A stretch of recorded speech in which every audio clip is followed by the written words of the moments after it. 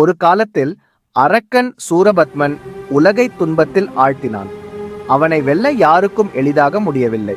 இப்போது தேவர்கள் சிவபெருமானிடம் முறையிட்டார்கள். ஆனால் சிவன் சொன்னார், இது ஒரு பெரிய பொறுப்பு. எனது மகன் முருகன் இதனை நிறைவேற்றுவான். அப்போது பார்வதி தேவியும் தனது சக்தியை சேர்த்து முருகனுக்கு ஒரு அற்புதமான வேல் கொடுத்தார்.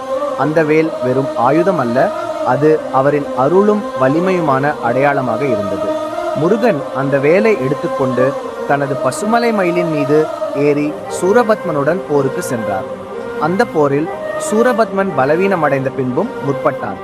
அவன் உயிரை காப்பாற்ற முருகன் அவனை கொல்லாமல் அவனை ஒரு மயிலாக மாற்றினார். இந்த மயிலே இன்று முருகனின் வாகனமாக உள்ளது. முருகனின் வேல் வலிமையை மட்டுமின்றி கருணையையும் அடையாளப்படுத்துகிறது. அதனால்தான் நாம் முருகனை வேல் முருகன் என்று கும்பிடுகிறோம். இந்த கதை நம்மை நம் வலிமையை நம்பி